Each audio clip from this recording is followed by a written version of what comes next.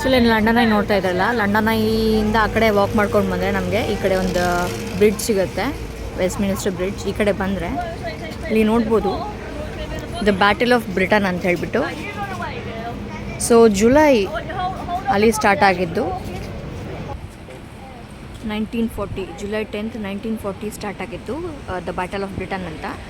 ಅಂದರೆ ಏನಂದರೆ ಜರ್ಮನಿಯವರು ಇಟಾಲಿ ಮತ್ತು ಸ್ಪೇನ್ನ ಇನ್ವೇಡ್ ಮಾಡ್ಕೊಂಡ್ಮೇಲೆ ಬ್ರಿಟನ್ ಮೇಲೂ ಅಟ್ಯಾಕ್ ಮಾಡಿದರು. ಸೊ ಅವಾಗ ಬ್ರಿಟನ್ ಅವ್ರಿಗೆ ಹೇಳಿದ್ರಂತೆ ಸರೆಂಡರ್ ಮಾಡಿ ಆಗಿಬಿಡಿ ಅಂಥೇಳಿ, ಯಾರು ಹಿಟ್ಲರ್. ಬಟ್ ಇವರು ಕೇಳಿಲ್ಲ. ಹಾಗಾಗಿ ಸೊ ವಾರ್ ನಡೀತು.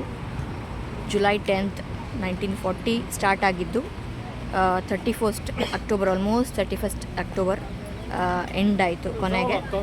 ಸೊ ಆ ಟೈಮಲ್ಲಿ 544 ಜನ ತಮ್ಮ ಪ್ರಾಣನ ಕಳ್ಕೊಂಡ್ರು. ಸೊ ಬೇಸಿಕಲಿ ಅಟ್ಯಾಕೆಲ್ಲ ಆಗಿದ್ದು ಏರ್ ಅಟ್ಯಾಕ್ ಆಗಿದ್ದು.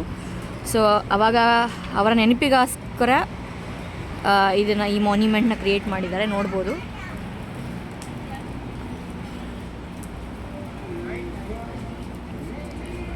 ದ ಬ್ಯಾಟಲ್ ಆಫ್ ಬ್ರಿಟನ್ ಅಂತ.